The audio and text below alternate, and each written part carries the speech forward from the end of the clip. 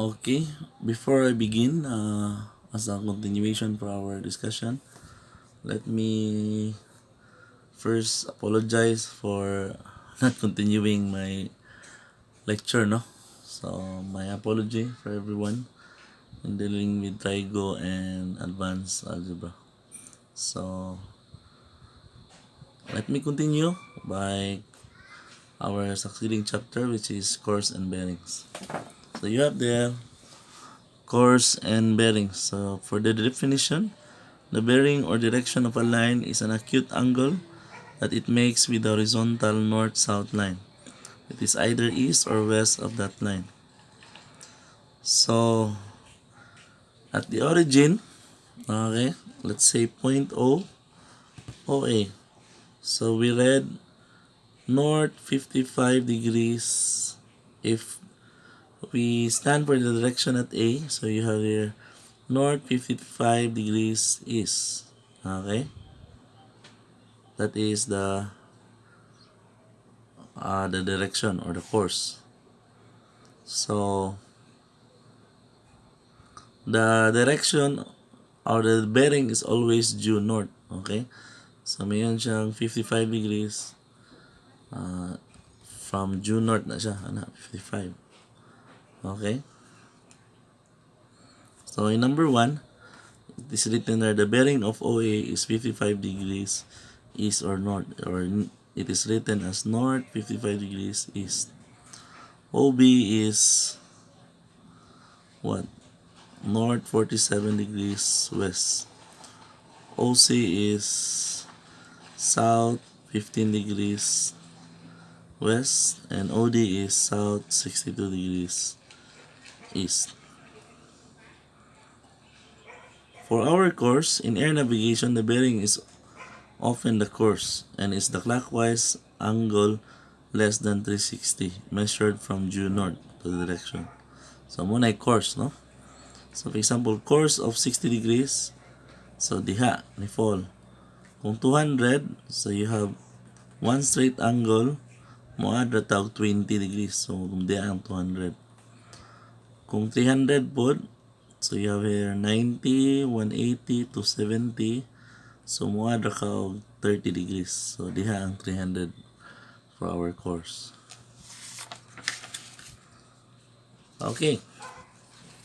So, we have here our example. Ako na i-pick ko, ha? Much better. So, you have dili kayo kung ano. Klaro kung pick ko. Okay, kani. Okay, that's it. So, you have there, find the bearings.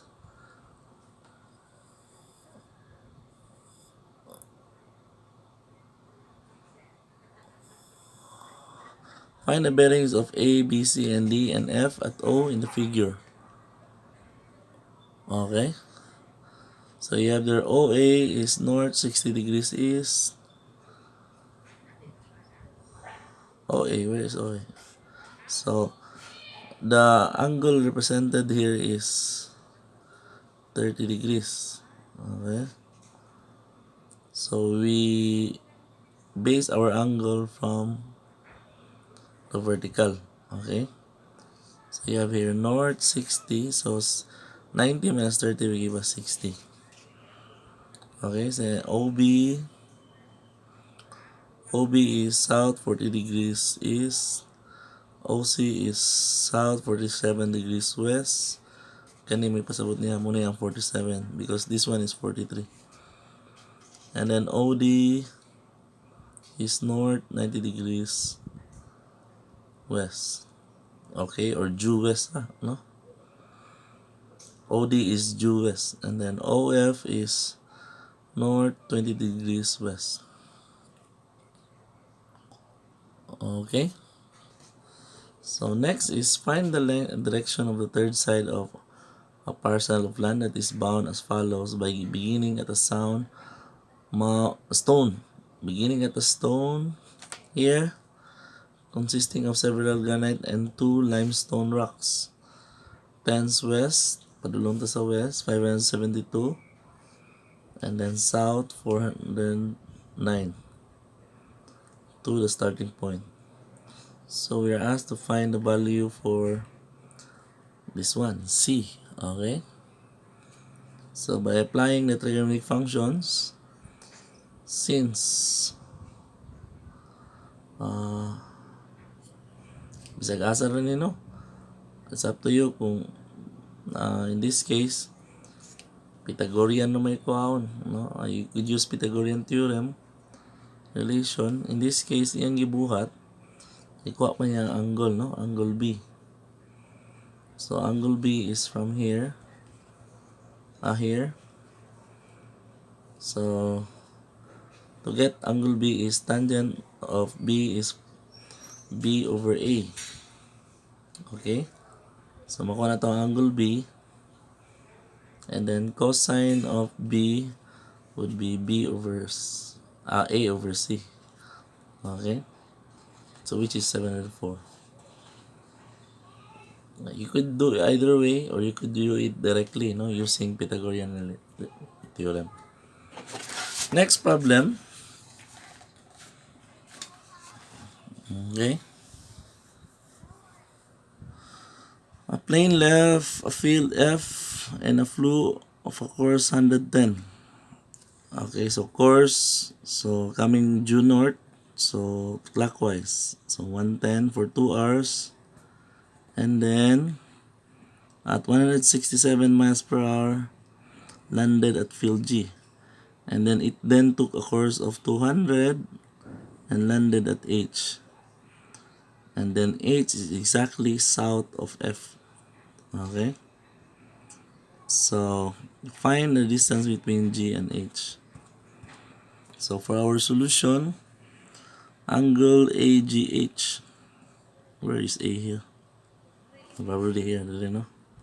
So diha 200 minus 110. Okay, so 90 din ni. Okay? So kung 90 na diha, we could use the trigonometric functions. So FG is 2 hours times 167 miles per hour. So how many miles na 334 miles. So given na ng FG, given po ang angle. Okay? So then at F, this one, the interior angle here, if this is 110, 70 degrees na. Then given po ng FG, so what now? So you have their tangent of 70 is equal to side F over 334. Then makuha na to ang F, small letter F, or this is FG. Okay? Ang i-represent. So the value there is 917.68 miles. And that is the distance between G and H. Then on the following page, you have their number 4. A ship sails a course of 123 degrees for 309 miles. How far south of the starting point is it?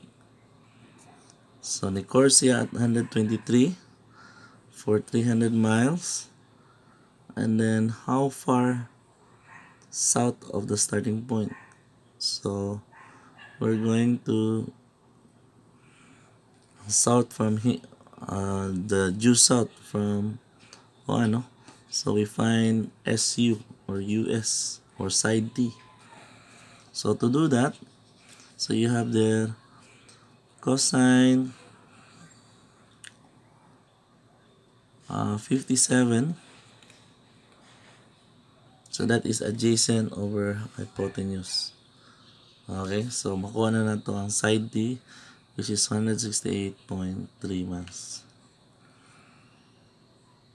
So there is an exercises here. Ayaw ra answerin ng problem set na, so do not answer the problem set. So kanira exercises answerin ni. Okay, so let's proceed to trigonometric functions of any acute angle. So in the Cartesian coordinate system, consists of a horizontal line OX and a vertical line OY. At intersecting at a point O, each line is marked of using the same scale. Positive numbers are to the right of point O on the horizontal line OX. Okay? Ato rin siyang mais-mais, no? So in every point P on the plane has an address.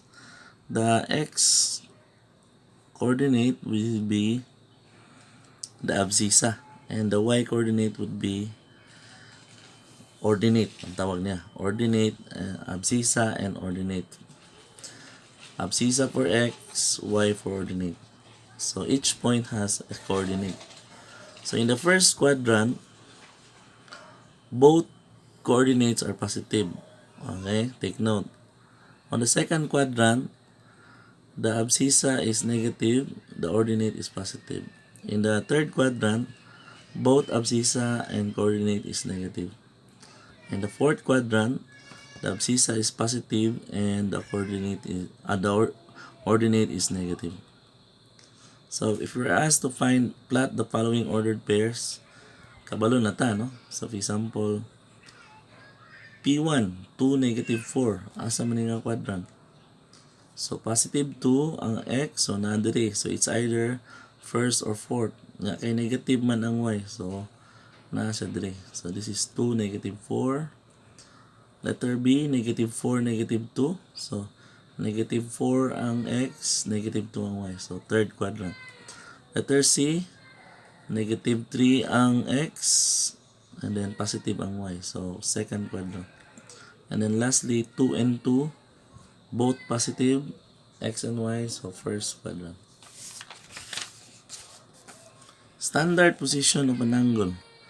An angle is said to be in standard position with reference to a system of rectangular coordinate axis if the initial side coincides with the positive ray of the axis and its vertex is at the origin. Okay? So, you have here the initial side and the one that will rotate is the terminal side. Okay? Thus, creating an angle theta. Okay? So, the trigonometric functions of any angle, we set sine theta as y over r. By the way, r represents the distance. R, distance na siya. Ang y represents ang x represents atong abscissa, ang y represents our ordinate. Okay? Okay, so naadiri, no? Naadiri naka-label. Okay? So, on the next page, page 30, para makita. Okay, that's it. So, given the point 6 and 8, determine the trigonometric functions for 6 and 8. So, first, we get r. So, r, to get it, r is the square root of 6 squared plus 8 squared, and that is 10. Thus, getting r, we could get the theta also. Okay? But we are asked to find the trigonometric function. So, sine theta would be y over r. So, 8 over 10. Cosine theta would be x over r. So, 6 over 10. Tangent theta, y over x. So, 8 over 6. Okay? So, assuredly, naaman ta sa first quadrant. So, all of the trigonometric functions are positive. In example number 2 is different. Okay? Given cosecant theta equal to 20 over 16, wherein theta is in the second quadrant, find all other functions and angle theta. So, we're asked to find the angle theta. Okay? So, cosecant theta. Unsa may cosecant class? That is r over y. Okay? So, therefore, we need to get x. So, to solve for x, and that is square root of 20 squared minus 16 squared. So, the value there is 12. We chose x negative 12 because ningon man siyang theta is in the second quadrant. So, therefore, x is negative, no? Para maabot sa second quadrant. So, in this case, as a continuation, our x is negative. Our y is positive. And then, our r is always positive. So, So therefore, sine theta is 16 over 20. I-simplify ra. Cosine is negative 12 over 20. Tangent theta is 16 over negative 12. Cotangent is the inverse of tan. Secant is the inverse of cosine. So the only positive for second quadrant is sine and cosecant. Of course, to find the angle, you could choose any, no? But para direct ra, you could use sine cos tan para madikta ra sa calcu, no? So yung tang theta arc cos of negative 0.6 mo niyang muhatag, no? Standard angle position. 126 degrees, 52 minutes, 11.6 seconds. And then we have here a reference angle. What is a reference angle?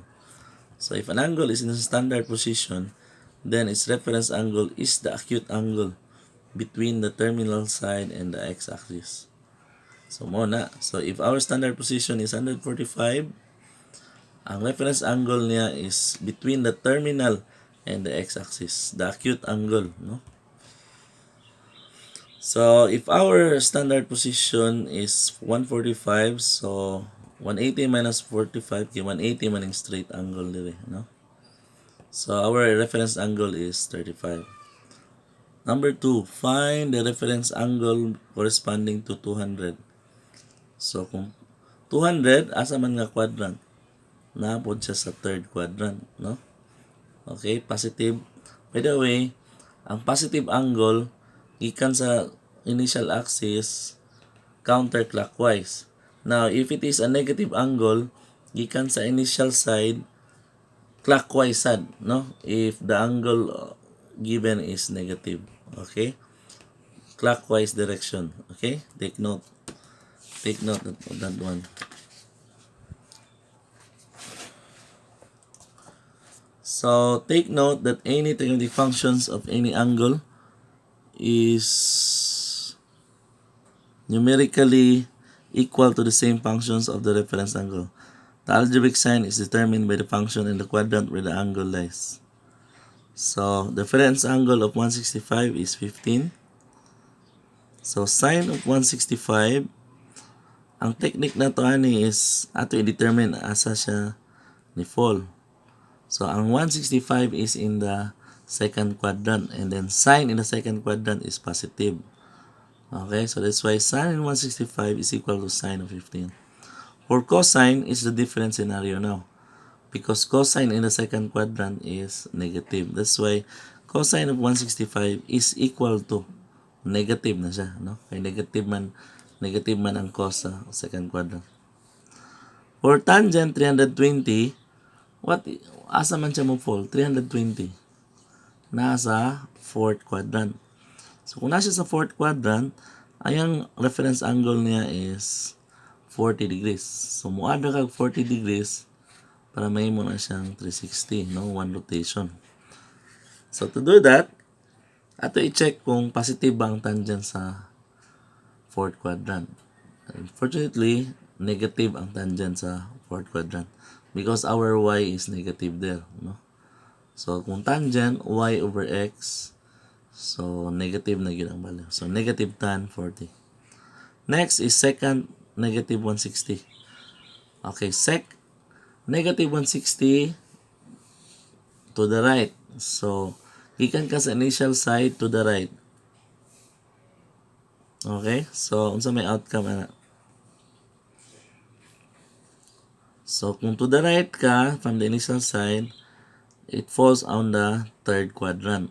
Okay? And then atong reference angle mudugang na lang kag 20 para ma 180. And then so second 20 and then second in the third quadrant is negative. And then there are exercises here. So you solve this.